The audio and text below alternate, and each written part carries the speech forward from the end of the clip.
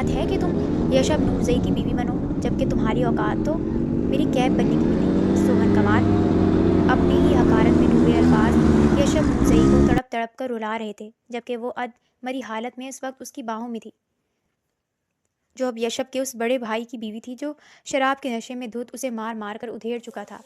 यशब ने यूनिवर्सिटी में सोहन को पटाने की शर्त लगाई थी। सोहन भी इस अमीरजादे से मोहब्बत कर बैठी, लेकिन शर्त पूरी होने पर वो उसे सबके सामने बुरी तरह धुतकार गया था। उस वाक़ये के बाद वो जैसे यूनिवर्सिटी से गायब हो गई, और यशब जो उसकी मोहब्बत में तब तक पागल हो चुका था, उसे पागलों की तरह ढूंढता रहा। लेकिन उसके सर पर 7 आसमान तब गिरे जब उसने सोहन को अपनी भाभी की शक्ल में देखा। सिर्फ एक मरतबा आंखें खोल दो सोहन, मैं तुम्हें इस अजाब भरी ज़िंदगी से छुटकारा दिला दूंगा। वो फूट फूट कर रोया। तभी इत्तला मिली उसका भाई कार एक्सीडेंट में मारा गया है। ये लाहौर के मशहूर ज़बाना क्लब का समा था। डिस्को लाइट्स में कानों को चीरती हुई तेज़ आवाज़ में गाना चल रहा था। अफान नूरजई हर 5 मिनट बाद बार टेंडर के पास पहुंच जाता और हराम अलूल का शॉट बनवाकर अपने हलक में उड़ेलता। साथ ही साथ वो स्टेज पर थरकते हुए जिस्मों से अपनी आंखों को खेरा कर रहा था। उसका लिबास, घड़ी, सब कुछ बहुत महंगा था। यहाँ पर बहुत से अमीर ज़्यादा आते थे और हर कोई यहाँ आकर इस नशे में खो जाता था। ये अंदरून लाहौर था जिसकी गलियां बहुत तंग और घर आज़ादी के पहले के थे। इन्हीं घरों में एक घर कमाल हाउस भी था। सैवर कमाल अपनी बेगम रिफ़त और अपनी बेटी हिरा के साथ रहते थे। उनके साथ उनकी बेवा भाभी रिमशा और उनकी बेटी सोहन भी रहती थी। रिमशा बेगम के शौहर अहमद कमाल का इंतकाल कुछ साल पहले ही हुआ था। सोहन, सोहन, रिफ़त बेगम चिल्ला रही थी। सोहन भागती हुई नीचे आई। जी चची, सोहन ने डरते हुए पूछा।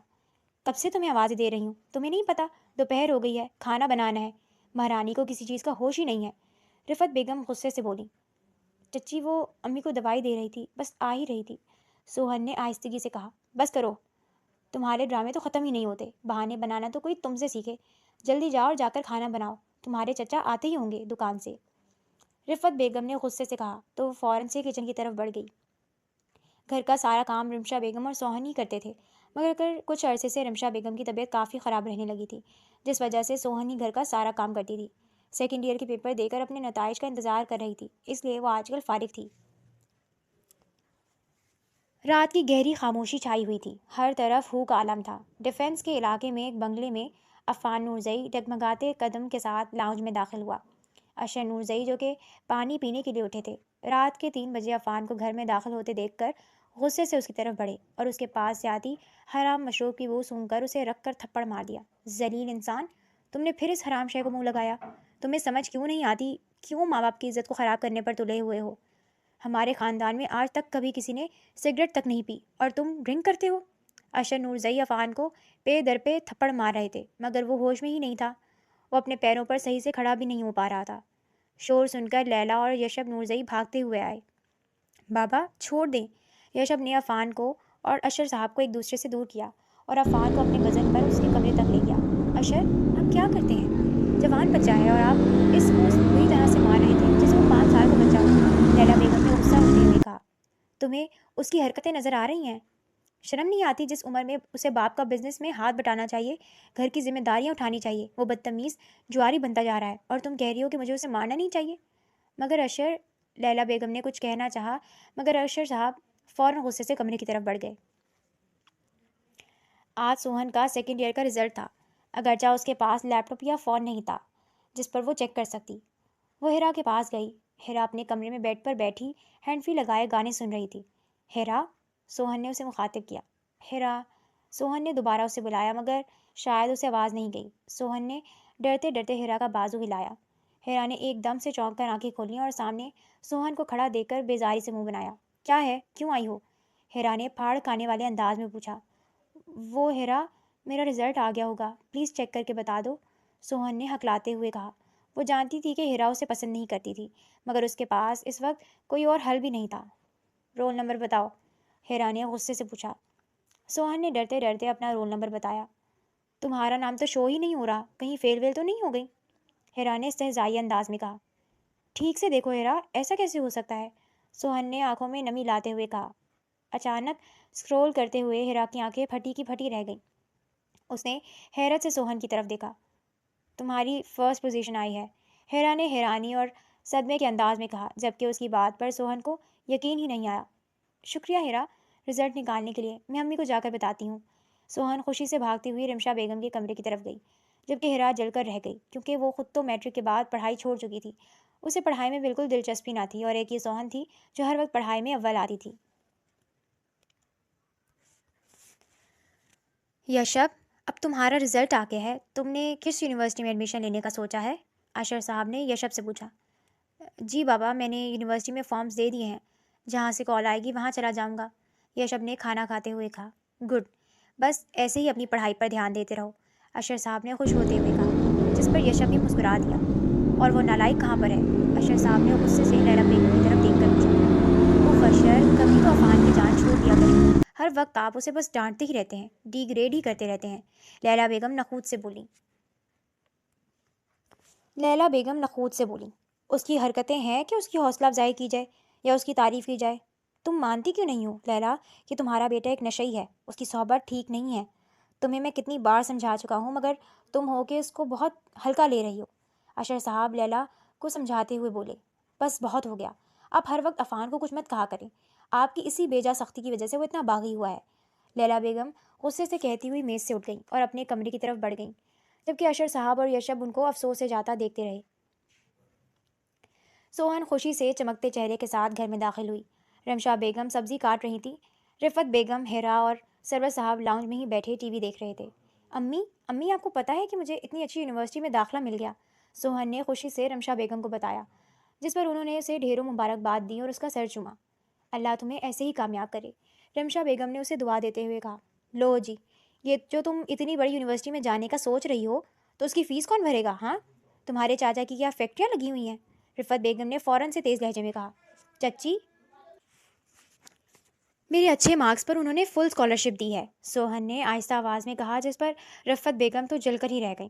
بھائی صاحب، میں کہہ رہی تھی کہ اب سوہن اتنی دور پڑھائی کرنے جائے گی تو اسے فون کی ضرورت ہوگی، رمشا بیگم نے سرور کمال کی طرف دیکھتے ہوئے کہا۔ ہاں ہاں، کیوں نہیں، جاؤ ہیرا، جا کر اپنے ابو کا پرانا فون لے کر آؤ۔ رفت بیگم نے فوراً سے بولتے ہوئے ہیرا کو بھیجا۔ وہ پرانا بٹنوں والا فون لے کر آئی جس پر صرف بات ہی ہو سکتی تھی۔ ہیرا نے وہ فون سوہن کو پکڑا دیا اور سوہن ماں کا منہ دیکھ کر رہ گئی، جنہوں نے اسے آنکھوں سے خاموش رہنے کا اشارہ کیا۔ کلب میں تیز میوزک چل رہا تھا، کچھ لوگ اسٹیج پر مگن تھے اور کچھ لوگ حرام مشروب کو اپنے اندر اڈیل رہے تھے۔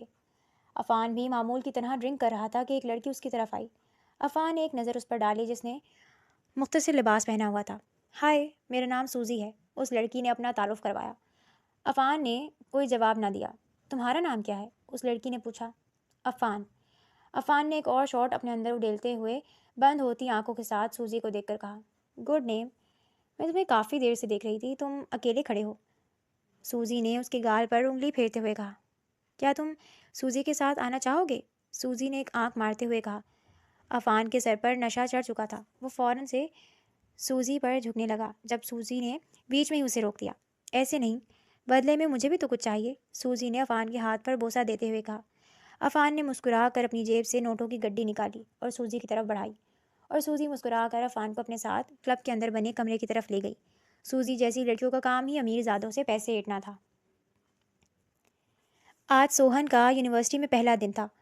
وہ بہت خوش تھی، اتنی محنت اور کوششوں کے بعد آخر کار اس کا یونیورسٹی میں ایڈمیشن ہو گیا تھا۔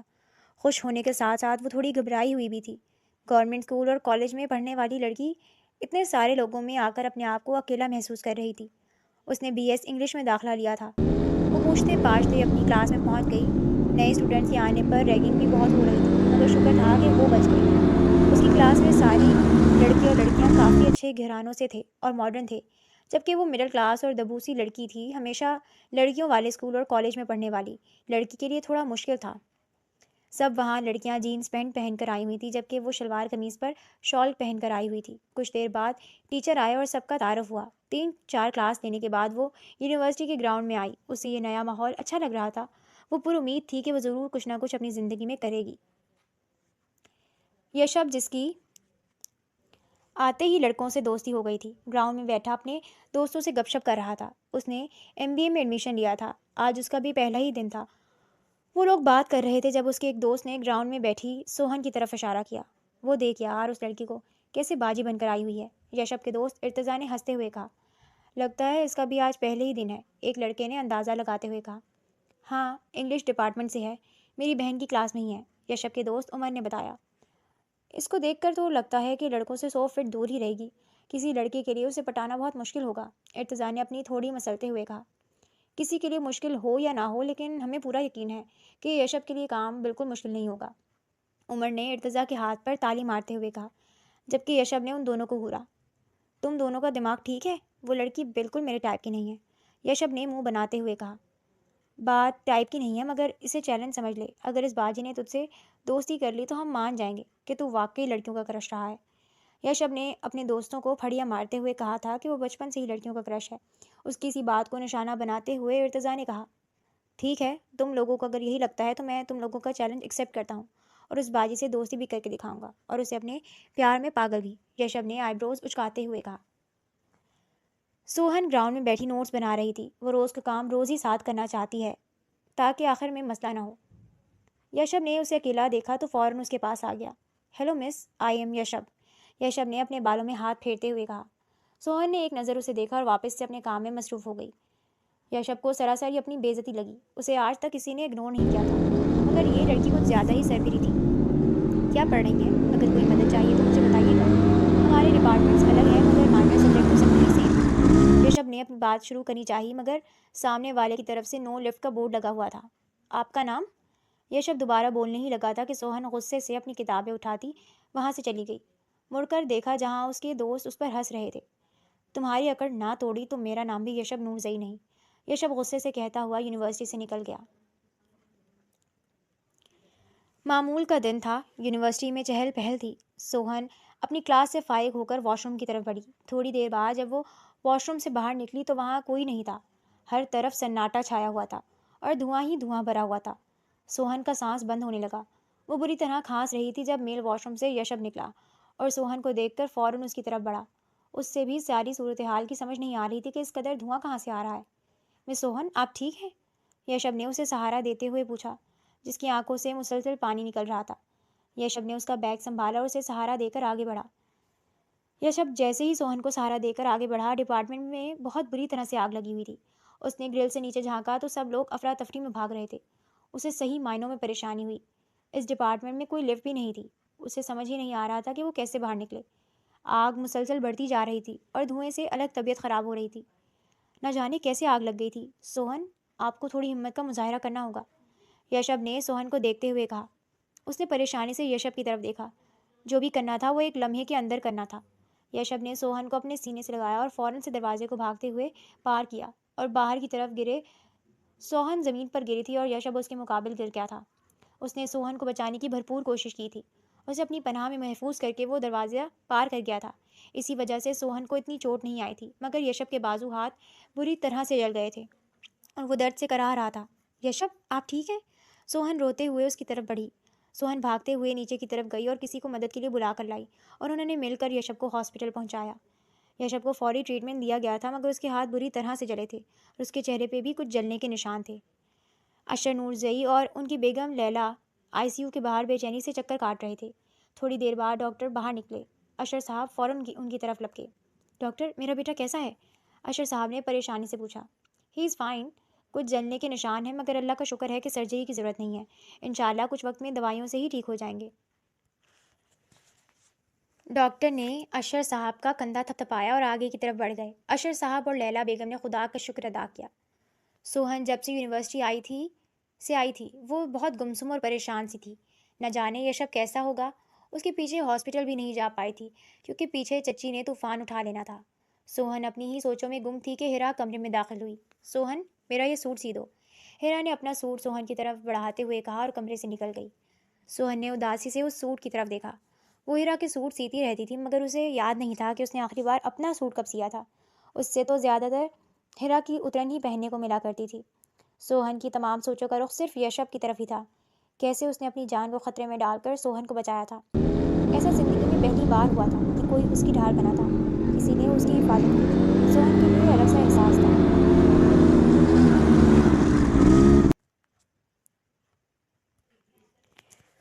सोहन अगले कई दिन यूनिवर्सिटी गई, मगर यशब यूनिवर्सिटी ना आया। डॉक्टर्स ने उसे आराम करने का कहा था, मगर सोहन उसके यूनिवर्सिटी ना आने पर परेशान थी। ہر روز اس کی نگاہیں یشب کو ڈھونڈ رہی ہوتی، مگر ناکام لوٹ کر وہ واپس گھر چلی جاتی۔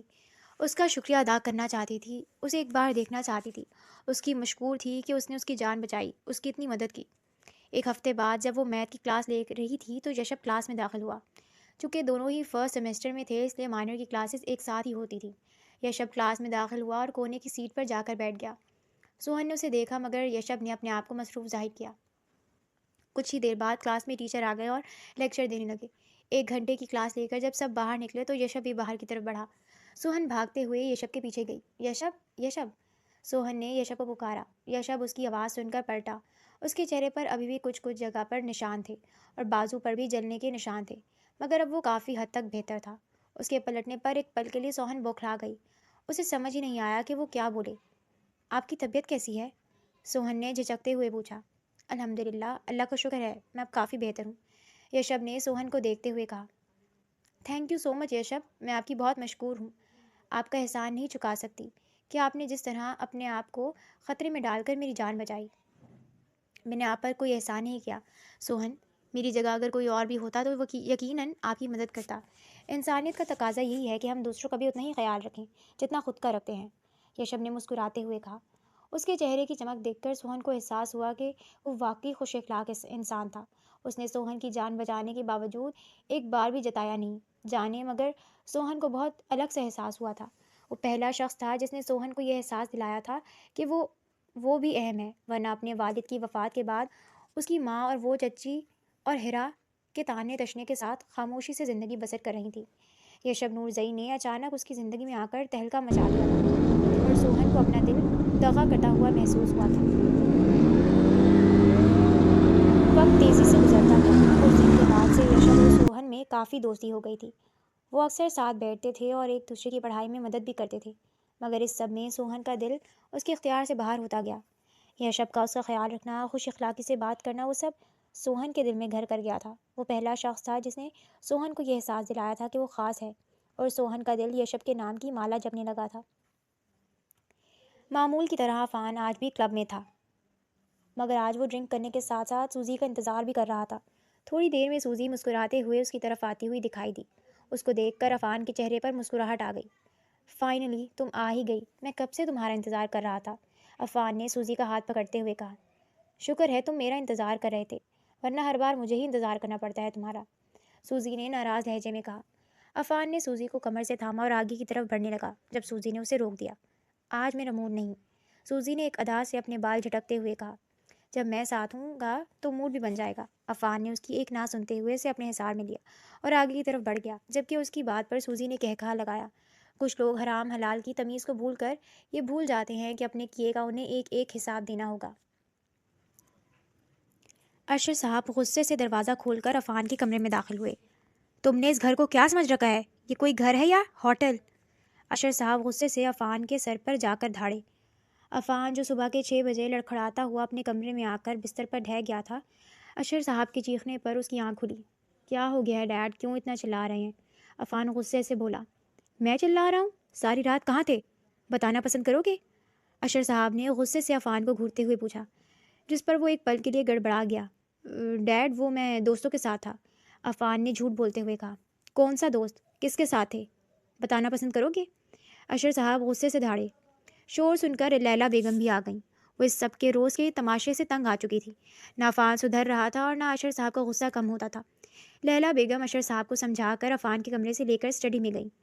کبھی تو اشر صاحب تحمل سے کام لے لیا کریں، لیلا بیگم نے ناراضگی سے اشر صاحب کو دیکھتے ہوئے کہا۔ کیا تحمل سے کام لوں؟ تم دیکھ نہیں رہی ہو اس کی حرکتیں؟ تمہیں معلوم ہے کہ وہ آج کل ایک لڑکی کے ساتھ گھومتا پھر رہا ہے، اس کی صحبت بہت خراب ہو چکی ہے، اشر صاحب نے افسوس سے کہا۔ میں جانتی ہوں، میں سب جانتی ہوں کہ آپ اس کے بھلے کے لیے کہہ رہے ہیں، مگر میرے پاس ایک حل ہے، لیلا بیگم نے اشر صاحب کو دیکھ کر کہا۔ کیا؟ اشر صاحب نے پرتجسس نظروں سے لیلا بیگم کی طرف دیکھا۔ آج سوہن کا چوتھے سیمسٹر کا لاسٹ پیپر تھا۔ وہ کافی دن سے اداس تھی کیونکہ یشب اپنی کلاس فیلو نادیہ کے ساتھ کافی دکھائی دیتا تھا۔ اسے بہت برا محسوس ہوتا تھا۔ اس نے سوچ لیا تھا کہ وہ یشب سے اپنے دل کی بات کہہ دے گی۔ یشب جو اپنے دوستوں کے ساتھ یونیورسٹی کے گراؤنڈ میں بیٹھا ہوا تھا، اسے دیکھ کر سوہن اس کی طرف بڑھی۔ یشب، سوہن نے اسے پکارا۔ اسے دیکھ کر یشب بھی حیرت سے کھڑا ہو گیا۔ ہاں بولو سوہن۔ کچھ پل کے لیے تو سوہن تذبذب کا شکار ہو گئی تھی کہ کیسے بولے، مگر پھر اس کے ساتھ کھڑی نادیہ کو دیکھ کر اس کی آنکھوں میں چنگاریاں سے پھوٹنے لگیں۔ یشب، آئی لو یو، میں تمہیں بہت پسند کرتی ہوں، سوہن نے جھجکتے ہوئے کہا۔ سوہن کی بات پر سب ہوٹنگ کرنے لگے اور یشب کے جواب کا انتظار کرنے لگے۔ یشب نے زوردار قہقہا لگایا، تمہارا دماغ ٹھیک ہے؟ تم کیا کہہ رہی ہو؟ تمہاری اوقات ہے کہ تم یشب نورزئی کی بیوی بنو، جبکہ تمہاری اوقات تو میری نوکر بننے کی بھی نہیں ہے، سوہن کمال۔ یشب نے اس کی سب کے سامنے بری طرح تذلیل کی۔ سوہن کی آنکھوں سے بل بل آنسو بہہ رہے تھے۔ وہ روتے ہوئے وہاں سے بھاگ گئی۔ اس کی آنکھوں میں آنسو دیکھ کر ایک پل کو یشب کا دل زور سے دھڑکا تھا، مگر اس نے فوراً اپنے آپ کو لاپرواہ ظاہر کیا۔ کیسا حل؟ اشر صاحب حیرانی سے لیلا بیگم کو دیکھ کر بولے۔ میں جانتی ہوں کہ عفان کی صحبت اچھی نہیں ہے اور وہ غلط عادات میں پڑ گیا ہے، مگر اس کا ایک ہی حل ہے کہ ہم اس کی شادی کر دیں۔ لیلا بیگم نے اشر صاحب کو دیکھ کر کہا، کیا شادی؟ آپ کی طبیعت ٹھیک ہے لیلا؟ کس طرح کی باتیں کر رہی ہیں؟ میں آپ کو کہہ رہا ہوں کہ ہمارا بیٹا بگڑ گیا ہے اور آپ کہہ رہی ہیں کہ شادی؟ اشر صاحب نے حیرت سے لیلا بیگم کو دیکھا۔ آپ سمجھ نہیں رہے اشر، جب اس کی بیوی آ جائے گی تو بند کر رہ جائے گا یہ، اور مجھے یقین ہے کہ وہ بزنس میں بھی پھر دلچسپی لینے لگے گا اور زیادہ تر گھر میں ہی اپنا وقت گزارے گا، اور پھر جب بچے ہو جائیں گے تو وہ بالکل سدھر جائے گا، لیلا بیگم نے اشرف صاحب کو سمجھاتے ہوئے کہا۔ پتہ نہیں آپ کیا کہہ رہی ہیں لیلا، مگر عفان سے شادی کرے گا بھی کون؟ سب لوگ جانتے ہیں کہ عفان کی کیا مصروفیات ہیں، کوئی اپنی بیٹی کیوں دے گا؟ اشر صاحب نے افسوس سے لیلا بیگم کو دیکھ کر حقیقت واضح کی۔ میں اپنے سرکل سے کوئی لڑکی لانے بھی نہیں والی، کیونکہ میں جانتی ہوں ہمارے سرکل سے جو لڑکی ہوگی وہ بالکل بھی دبے گی نہیں اور الٹا بدتمیزی کرے گی۔ میں مڈل کلاس گھرانے سے لڑکی لے کر آؤں گی تاکہ وہ عفان کو سنبھال بھی لے گی اور ہمارے گھر کو جوڑ کے بھی رکھے گی۔ لیلا بیگم نے مسکراتے ہوئے کہا، ٹھیک ہے، جیسے آپ کو ٹھیک لگے۔ اشر صاحب نے ان کی بات پر متفق ہوتے ہوئے کہا، ٹھیک ہے، میں رشتے والی کو کہتی ہوں کہ کوئی اچھا سا رشتہ دکھائے، لیلا بیگم نے خوش ہوتے ہوئے کہا۔ سوہن جیسے ہی گھر پہنچی، گھر میں لوگوں کا ہجوم اور رش دیکھ کر اس کا دل گھبرا گیا۔ سب لوگ اسے ترہم بھری نگاہوں سے دیکھ رہے تھے، کوئی اسے گلے لگا کر رو رہا تھا اور کوئی اس کے سر پر ہاتھ رکھ رہا تھا۔ اسے سمجھ نہیں آ رہی تھی یہ کیا ہو رہا ہے۔ وہ جیسے ہی اندر بڑھی اسے چارپائی نظر آئی اور اس کے پاس ہی رفت بیگم اور ہرا دھاڑے مار مار کر رو رہی تھیں۔ سرور صاحبی غمگین تھے۔ سوہن جیسے ہی اندر گئی، رفت بیگم اسے دیکھتے ہی روتے ہوئے اس سے لپٹ گئی۔ ہائے میری بچی سوہن، تیری ماں رمشا بالکل میری بہنوں جیسی تھی، دیکھ ہمیں چھوڑ کر چلی گئی، رفت بیگم نے روتے ہوئے کہا، جبکہ ان کی بات پر سوہن کو اپنے پیروں تلے سے زمین نکلتے ہوئے محسوس ہوئی۔ وہ فوراً سے بھاگتی ہوئی چارپائی کی طرف بڑھی اور جب چہرے کی طرف دیکھا تو وہ ایک دم پیچھے اپنے قدم لے گئی۔ اس کی زبان گویا سلب ہو گئی تھی، اس کے گلے سے آواز ہی نہیں نکل رہی تھی۔ ہیرا اور رفت بیگم سوہن سے لپٹ لپٹ کر رو رہی تھیں۔ وہ بھری دنیا میں اکیلی ہو گئی تھی، اس کی محبت کرنے والی ماں اب نہیں رہی تھی، وہ بے آسرا ہو گئی تھی۔ کچھ دیر بعد جب لوگ میت اٹھانے لگے تو سوہن ہوش و حواس سے بیگانہ ہو گئی تھی۔ کچھ دن ایسے ہی غم میں گزر گئے۔ سوہن نہ کچھ بولتی تھی نہ کچھ کھاتی تھی۔ شروع میں تو اسے ہیرا کھانا دے جاتی تھی، مگر پھر رفت بیگم نے اپنے اصل رنگ دکھانے شروع کیے اور اسے پھر سے کچن کی ذمہ داری پر لگا دیا۔ یہ کیا تم سارا سارا دن کمرے میں بیٹھی رہتی ہو؟ بھول گئی ہو کیا؟ اگر تم کام نہیں کرو گی تو پھر گھر کے کام کون کرے گا؟ میری تو ہڈیوں میں جان نہیں ہے، اور ہیرا میری بیٹی کاموں کے لیے نہیں بنی، رفت بیگم نخوت سے کہہ کر بولی، اور وہ خاموشی سے کچن کی طرف بڑھ گئی اور کھانے کی تیاری کرنے لگی۔ سوہن اندر سے ٹوٹ کر رہ گئی تھی، اس کے پاس اب اپنے غم بانٹنے والا کوئی نہیں بچا تھا۔ وہ بھری دنیا میں اکیلی رہ گئی تھی، اس گھر میں بھی کوئی اس کا اپنا نہیں تھا، صرف رفت بیگم اسے مشکل سے برداشت ہی کر رہی تھی۔ نہ جانے اس کی زندگی میں آگے کیا لکھا ہوا تھا، مگر اس نے اب اپنے آپ کو قسمت کے دھارے پر چھوڑ دیا تھا۔ اس دن کے بعد سے سوہن یونیورسٹی نہیں آئی تھی۔ پہل تو یشب اس بات کو اگنور کر رہا تھا، مگر وہ اسے بزدل نہیں سمجھتا تھا۔ نہ جانے وہ کہاں چھپ کر بیٹھ گئی تھی کہ اب یونیورسٹی نہیں آ رہی تھی۔ یشب کو احساس ہوا کہ اس نے اس دن اس کی بہت بے عزتی کی تھی، اسے سب کے سامنے منہ دکھانے کے قابل نہیں چھوڑا تھا۔ اسے افسوس تھا کہ اپنے دوستوں کی شرط پر اس نے کیا کر دیا تھا۔ وہ ایسا تو نہیں تھا، اس کی ماں نے تو اسے لڑکیوں کی عزت کرنا سکھایا تھا، مگر اس نے ایک فضول سی شرط پر یہ کیا کر دیا تھا۔ ملال اور رنج نے اسے آ گھیرا تھا، وہ اپنے ضمیر کو بار بار جھٹک رہا تھا، مگر اسے کسی پل چین نہیں مل رہا تھا۔ یشب نے ارادہ کر لیا تھا کہ جب سوہن واپس یونیورسٹی آئے گی تو وہ اس سے معافی مانگے گا، وہ جب تک اسے معاف نہیں کرے گی وہ تب تک اس سے معافی مانگتا رہے گا۔ اور کتنی دیر ہے سوہن، کب لاؤ گی میری چائے؟ رفت بیگم غصے سے پھنکارتی بولی۔ سوہن چائے لے کر آئی تو دروازے پر بیل بجی۔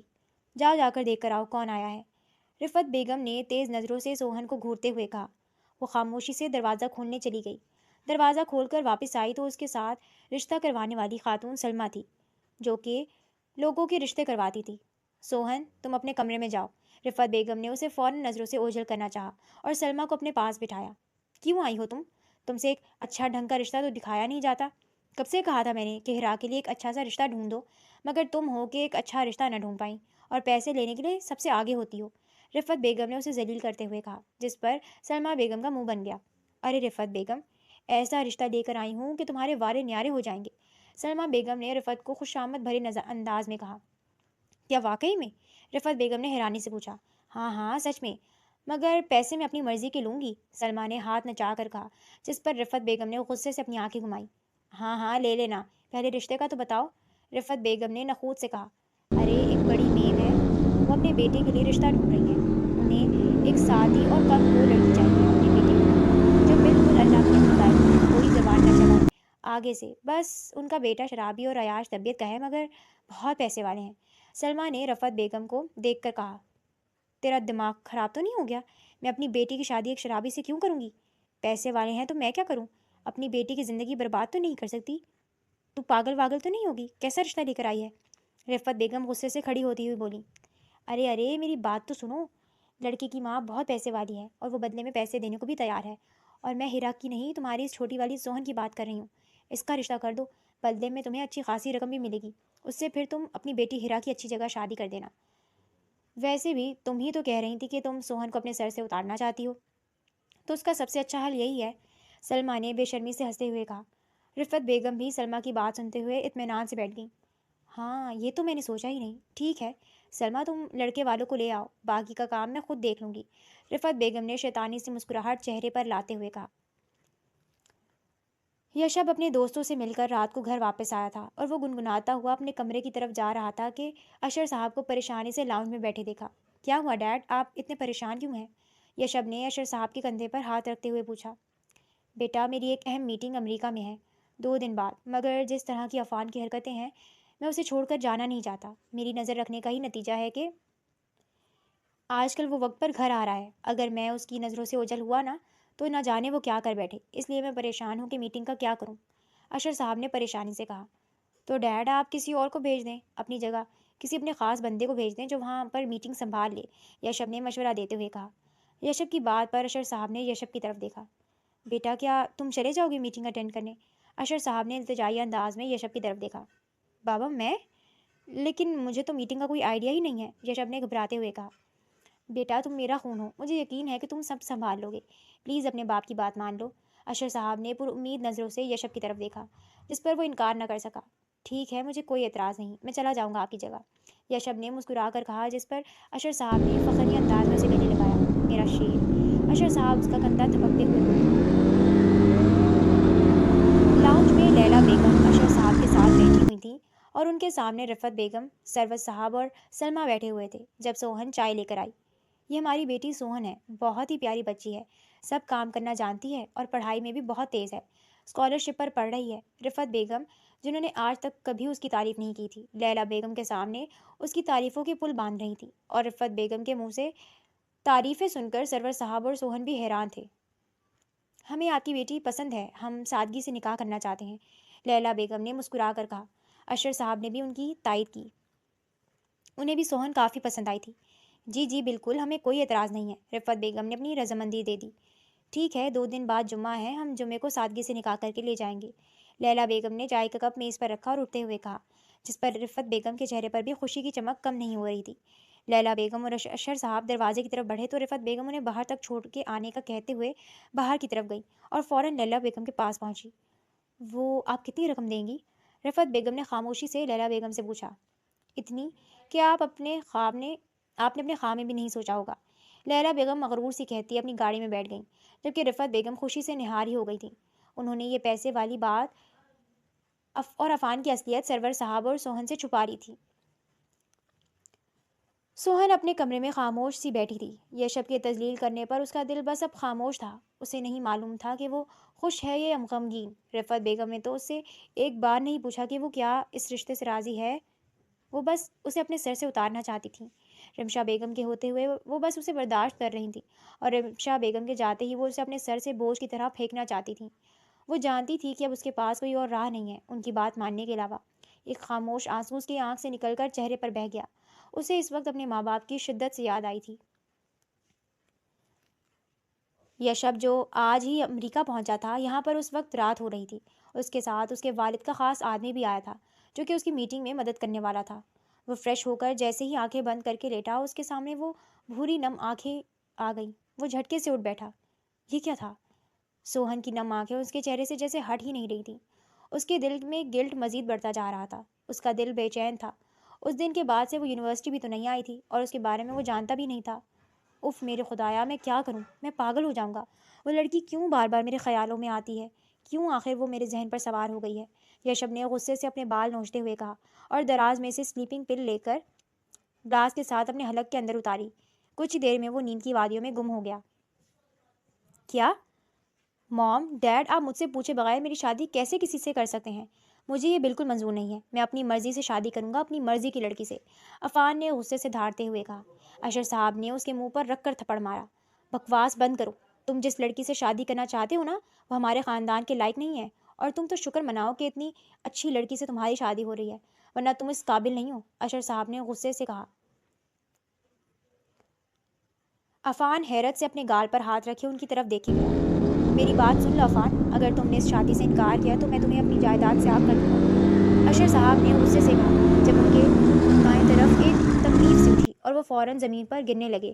جب عفان اور لیلا بیگم نے انہیں سنبھالا اور فوراً ہسپتال لے کر گئے، انہیں انجائنا کا اٹیک آیا تھا اور ان کی حالت اب بہتر تھی، مگر ان کی حالت دیکھ کر عفان ڈر گیا تھا اور رشتے پر راضی ہو گیا تھا، جس پر لیلا بیگم اور اشر صاحب مطمئن تھے۔ جمعے کا دن تھا۔ سادہ سے سفید لہنگے میں سر پر گولڈن چنری پہنے وہ بہت پیاری لگ رہی تھی۔ اس کی شادی بہت عجیب سی ہو رہی تھی، نہ کوئی ہلا گلا، نہ کوئی شور شرابہ۔ کچھ دیر بعد رفعت بیگم اور ہیرا اسے لے کر ڈرائنگ روم میں چلے گئے، جہاں سب بیٹھے تھے، اور نہایت ہی سادگی سے اس کا نکاح ہوا اور وہ عفان نورزئی کی زوجیت میں دے دی گئی۔ اس نے ابھی تک نظر اٹھا کر اپنے شوہر کو نہیں دیکھا تھا، دیکھ لیتی تو اضطراب کا شکار ہو جاتی۔ جس طرح وہ غصے میں بیٹھا تھا، نکاح ہوتے ہی عفان سب سے پہلے گاڑی میں جا کر بیٹھا تھا، اور پھر لیلا بیگم نے ملازمہ کو اشارہ کیا جو سوہن کو لے کر گاڑی کی طرف بڑھی۔ اشر صاحب بھی گاڑی کی طرف بڑھے اور لیلا بیگم نے چپکے سے کونے میں جا کر رفعت بیگم کو 10 لاکھ کی رقم پکڑائی۔ یہ لو، تمہاری اوقات سے زیادہ ہی ہے، لیلا بیگم نے مغرور لہجے میں کہا، مگر رفعت بیگم کو ان کے لہجے سے کوئی فرق نہیں پڑا۔ ان کا مطلب صرف پیسوں سے تھا جو ان کو مل چکے تھے۔ یشب یہاں پر الگ ہی کشمکش کا شکار تھا۔ اسے رہ رہ کر سوہن کی یاد ستاتی تھی۔ وہ پہلے پہل تو یہی سمجھتا رہا کہ شاید اس کا گلٹ ہے جو اسے بے چین کرتا ہے، مگر سوہن کی وہ آنسو بھری آنکھیں اس کے دل پر حاوی ہو چکی تھیں۔ انہی آنکھوں نے اس کا چین و قرار لوٹ لیا تھا۔ وہ آنکھیں اسے رات کو سونے نہیں دیتی تھیں۔ یشب نے سوچ لیا تھا کہ وہ واپس جا کر ضرور سوہن کو ڈھونڈے گا۔ موم، ڈیڈ، میں کب سے آپ کا انتظار کر رہا تھا، آپ لوگ کہاں رہ گئے تھے؟ یشب جو آج میٹنگ اٹینڈ کر کے واپس آ گیا تھا، مسکراتے ہوئے اشر صاحب اور لیلا بیگم کی طرف بڑھا، مگر پیچھے عفان کے ساتھ کھڑے شخص کو دیکھ کر اسے زور کا جھٹکا لگا۔ وہ سوہن تھی۔ اسے دیکھ کر یشب کو کچھ لگا کہ وہ سانس نہیں لے پائے گا۔ اسے کچھ غلط ہونے کا احساس ہوا تھا۔ موم، ڈیڈ، یہ سب؟ یشب نے دھڑکتے دل کے ساتھ سوہن کی طرف اشارہ کر کے پوچھا۔ بیٹا، یہ تمہاری بھابھی ہے، تمہاری موم کو بہت پسند آ گئی تھی، اس لیے جھٹ پٹ سادگی سے نکاح کر دیا۔ ہم جانتے ہیں تم ناراض ہوگے کہ ہم نے تمہارے بغیر ہی نکاح کر دیا، مگر تمہاری موم کو بہت جلدی تھی۔ یشب کو لگا اسے سننے میں غلطی ہوئی ہے۔ وہ لڑکی جس سے وہ محبت کرتا تھا اس کے بھائی کی بیوی بن چکی تھی۔ قسمت نے اس کی غلطی کی اسے کڑی سزا دی تھی۔ ایک آنسو انجانے میں اس کی آنکھ سے نکلا اور وہ فوراً وہاں سے باہر کی طرف بھاگا۔ سوہن بھی یشب کو دیکھ کر بہت حیران اور پریشان ہو گئی تھی۔ اگر وہ اپنے بھائی کو کوئی غلط بات اس کے بارے میں کہہ دیتا تو وہ کیا کرتی؟ وہ بھی انہیں وسوسوں کا شکار تھی جب لیلا بیگم نے پکارا، سوہن، تم تھک گئی ہوگی بیٹا، آؤ میں تمہیں تمہارے کمرے میں چھوڑاؤں۔ لیلا بیگم سوہن کو اس کے کمرے کی طرف چھوڑنے گئی جب عفان غصے سے گھر سے باہر نکل گیا۔ دن تیزی سے گزرنے لگے۔ یشب گھر میں بہت کم رہتا تھا۔ وہ سوہن کے سامنے آنے سے ڈرتا تھا کیونکہ اپنے دل کے ہاتھوں مجبور تھا۔ وہ اپنے بھائی کی بیوی پر نظر نہیں رکھنا چاہتا تھا، اس لیے وہ گھر سے دور ہو گیا تھا۔ دوسری طرف عفان جو پہلے لاپرواہ تھا وہ مزید لاپرواہ ہو گیا تھا۔ وہ بہت دیر سے راتوں کو گھر آتا تھا اور اسے سوہن کی بالکل پرواہ نہیں تھی۔ سوزی، میری بات تو سنو۔ عفان بھاگتا ہوا سوزی کے پیچھے گیا۔ مجھے تمہاری کوئی بات نہیں سننی، تم نے مجھے چیٹ کیا ہے۔ میرے ساتھ وقت گزار کر تم کسی اور سے شادی کیسے کر سکتے ہو؟ سوزی آنکھوں میں نمی لاتے ہوئے بولی۔ یار، ڈیڈ نے بلیک میل کر دیا تھا کہ اگر میں اس سے شادی نہ کرتا تو مجھے جائیداد سے آ کر دیتے، مگر مجھ پر भरोसा रखो, मैं सिर्फ तुमसे मोहब्बत करता हूँ, अफान ने उसे अपनी तरफ खींचते हुए कहा। छोड़ो मुझे, तुम्हारी बातें और तुम्हारे काम दोनों एक दूसरे से मेल नहीं खाते। तुम अगर मुझसे मोहब्बत करते होते तो अपने माँ बाप को मेरे लिए मनाते। तुमने मेरी मोहब्बत की परवाह नहीं की। सूजी ने अफान को धक्का देते हुए कहा और गाड़ी में बैठकर वहाँ से चली गई। रात के 3 बज रहे थे, हर तरफ हू का आलम था। सोहन कब से अफान का इंतजार कर रही थी। बोझल आंखों से बार बार उठकर बैठती ताकि उसकी आंख न लग जाए। अफान ने बहुत ज़्यादा ड्रिंक कर रखी थी। वो लड़खड़ाते हुए अपने कमरे में दाखिल हुआ। आप इतनी देर से क्यों आए? सोहन ने अफान से पूछा। तुमने मुझे चीट किया है अफान। अफान के कान में सूजी की रोती हुई आवाज़ गूंजी। तुम्हारी वजह से हुआ है सब कुछ। तुम हो मेरी मोहब्बत की कातिल। तुम्हारी वजह से सूजी मुझसे नाराज़ हो गई है। अफान गुस्से से सोहन की तरफ बढ़ा और उसका गला दबोचा। पे दर पे उसके मुंह पर थप्पड़ मारे और उसे लातें मारी। वो उसे बुरी तरह से पीट रहा था। उस पर जुनून सवार हुआ था। यह शब्द जो रात को देर से आया था ताकि किसी से उसका सामना न हो। अफान के कमरे से चीखों पुकार सुनकर वो फ़ौरन से भागता हुआ अफान के कमरे की तरफ आया। भाई क्या कर रहे हैं? अफान फ़ौरन से कमरे के अंदर दाखिल हुआ। अफान को एकदम होश आया। सोहन की हालत बहुत ज़्यादा ख़राब थी। उसे यकीन था कि अशर साहब उसे नहीं छोड़ते। अफान मौका देकर फ़ौरन वहाँ से भाग गया। सोहन, सोहन उठो। ये शब्द तड़पता हुआ सोहन की तरफ बढ़ा, मगर वो होशो हवास से बेगाना हो चुकी थी। यशब को कुछ समझ ना आया। वो उसे फ़ौरन बाहों में उठाकर हॉस्पिटल भागा। सोहन की हालत बहुत ज़्यादा ख़राब थी। उसे बहुत बुरी तरह से अफान ने मारा था। देखें, ये पुलिस केस है, हम इस तरह से ट्रीटमेंट नहीं कर सकते, डॉक्टर ने साफ लहजे में इनकार करते हुए कहा। प्लीज़ डॉक्टर, मैं आपके आगे हाथ जोड़ता हूँ, प्लीज़ इनका ट्रीटमेंट कर दीजिए। मैं खुद पुलिस को बुलाऊंगा, प्लीज़ मैं आपके आगे हाथ जोड़ता हूँ। यह शब्द रोते हुए ज़मीन पर गिर गया। उसकी हालत उस वक्त काबिल रहम थी। डॉक्टर उसे तसल्ली देकर सोहन का इलाज करने अंदर की तरफ बढ़ गया। अशर साहब और लैला बेगम भी फ़ौरन से हॉस्पिटल पहुँचे। तो तुमने उसे क्या कहा? बस, मैं उसके सामने कुछ आंसुओं के साथ रोई और मैंने उसे कहा कि तुमने मुझे धोखा दिया। सूजी ने हंसते हुए कहा। तो क्या तुम वाकई उससे मोहब्बत करती हो? मुकाबिल ने सूजी से पूछा। बिल्कुल नहीं, मैं तो तुमसे मोहब्बत करती हूँ, सूजी ने इस शख्स को कहा और उसके साथ कमरे की तरफ बढ़ गई। अफान जो सूजी को ये बताने आया था कि उसने अपनी बीवी को छोड़ दिया है और अब वो उसे अपनाएगा। सूजी का असल चेहरा देखकर उसके कदम लड़खड़ा गए। वो गुस्से में गाड़ी में बैठा और रैश ड्राइविंग करता गाड़ी चला रहा था जब फुल स्पीड पर आते ट्रक से उसकी गाड़ी की टक्कर हुई और उसकी गाड़ी लुढ़कते हुए खाई में जा गिरी। यशब और अशर साहब हॉस्पिटल में थे जब उन्हें फ़ोन आया कि अफान की गाड़ी का एक्सीडेंट हो गया और वो मौका पर ही जहाँ बहाक हो गया है। लैला बेगम धाड़े मार कर रोने लगी। अशर साहब और यशब ने उन्हें संभाला। इतने में डॉक्टर बाहर आई। यशब परेशानी से डॉक्टर की तरफ बढ़ा। मरीज़ की हालत बहुत ज़्यादा ख़राब है, उन्हें बहुत बेदर्दी से मारा गया है। आप लोग दुआ कीजिए, अगले 24 घंटे उनके लिए क्रिटिकल हैं। अगर उन्हें होश आ गया तो अच्छा है, वरना वो कोमा में जा सकती हैं। डॉक्टर कहकर आगे बढ़ गई और यशब उसके लिए दिल से दुआ करने लगा। 12 घंटे बाद उसे होश आ गया था, मगर फिर वो गुनूदगी में चली गई। मगर डॉक्टर्स का कहना था कि अब वो ख़तरे से बाहर है। यशब ने फ़ौरन सजदा शुक्र अदा किया। उसने अपने रब का शुक्र अदा किया जिसने उसकी सोहन को नई ज़िंदगी दी थी। 6 माह बाद सोहन अब भी यहीं रहती थी क्योंकि चच्ची ने उसे रखने से साफ इनकार कर दिया था। मगर वो ज़्यादातर अपने कमरे में गुमसुम बैठी रहती, किसी से ज़्यादा बात नहीं करती थी। लैला बेगम को भी बहुत शर्मिंदगी थी कि उन्होंने अपने बेटे की खातिर किसी लड़की की ज़िंदगी बर्बाद की थी। सारा बिजनेस यशब संभालता था। अशर साहब भी अफान की मौत के बाद बहुत ढह से गए थे। अशर साहब और लैला बेगम लॉन में बैठे हुए थे जब यशब ऑफिस से आता हुआ दिखाई दिया। बेटा, हमें तुमसे ज़रूरी बात करनी है, अशर साहब ने यशब को मुखातिब किया। जी बाबा, बोलिए। बेटा, हमें सोहन की फ़िक्र है। बिन माँ बाप की बच्ची है और हमारी गलती की वजह से उसकी ज़िंदगी ख़राब हो गई। तुम्हारी माँ और मैं चाहते हैं कि सोहन से तुम्हारी शादी कर दी जाए। प्लीज़ बेटा, मान जाओ, अपने बाप की बात की लाज रख लो। अशर साहब ने नम आँखों से यशब की तरफ देख कर कहा। मामा बाबा, मुझे शर्मिंदा मत करें, जैसे आप दोनों की मर्ज़ी, यशब कहकर अंदर की तरफ बढ़ गया। जी अंकल, आपने मुझे बुलाया? अशर साहब अपनी स्टडी में थे जब सोहन वहाँ आया। जी बेटा, मुझे आपसे एक बात करनी थी। अशर साहब ने सोहन को बैठने का इशारा किया। जी, सोहन ने हैरत से पूछा। बेटा, मैं जानता हूँ अफान के साथ तुम्हारी शादी करने का फ़ैसला गलत था हमारा, मगर जो हुआ हम उसे बदल तो नहीं सकते। तुम्हारे आगे पूरी ज़िंदगी पड़ी है और तुम अकेले ये नहीं गुजार सकती। हम चाहते हैं तुम यशब से शादी कर लो। अशर साहब ने उम्मीद भरे लहजे में सोहन से कहा। अंकल, ये कैसे मुमकिन है? मैं कैसे उनसे शादी कर सकती हूँ? सोहन ने हैरानी और आंखों में नमी लिए कहा। बेटा, मैं तुम्हारे बाप की जगह हूँ, तुम्हारा भला ही चाहूँगा। ہم نے تمہارے ساتھ بہت زیادتی کی تمہاری افان سے شادی کروا کر، مگر ہمارا یشب ہیرا ہے، پلیز ہمیں معاف کر دو اور یشب سے شادی کر لو۔ اشر صاحب نے اپنے ہاتھ جوڑتے ہوئے سوہن سے کہا۔ انکل آپ یہ کیا کر رہے ہیں؟ ٹھیک ہے، میں یشب سے شادی کرنے کے لیے تیار ہوں۔ وہ اشر صاحب کے جڑے ہوئے ہاتھ نہیں دیکھ پائی تھی، وہ اس کے باپ کی جگہ تھے۔ سوہن ان کی بہت عزت کرتی تھی، اس لیے ان کی بات مان گئی۔ آج یشب اور سوہن کا سادگی سے نکاح ہو گیا تھا اور اسے یشب کے کمرے میں پہنچا دیا گیا تھا۔ وہ پریشان سی بیڈ پر بیٹھی ہوئی تھی، اس کا دل بہت گھبرا رہا تھا جب یشب کمرے میں داخل ہوا۔ السلام علیکم، یشب سلام کرتے ہوئے سوہن کے قریب میں بیٹھا۔ یشب نے اس کا گھونگھٹ اٹھایا اور اس کی طرف دیکھ کر مسکرایا، مگر سوہن کو سمجھ ہی نہیں آیا کہ وہ کیا تاثر ظاہر کرے۔ اسے یشب پر کافی پہلے غصہ تھا، مگر افان سے شادی اور باقی سب اس قدر تکلیف دہ تھا کہ یشب کی دی ہوئی تکلیف بہت پیچھے رہ گئی تھی۔ سوہن، تم یقین نہیں کرو گی کہ جب میں نے تمہیں انکار کیا تھا اس کے بعد میں کس قدر تکلیف میں گزرا ہوں۔ تمہیں تکلیف دی تھی، اس کے بعد سے میں خود بے چین ہو گیا۔ قسم سے اب تک سلیپنگ بل کے بغیر نیند نہیں آتی۔ تمہیں جب میں نے بھائی کے ساتھ دیکھا تھا تو مجھے لگا میرے سینے سے کسی نے دل نکال لیا۔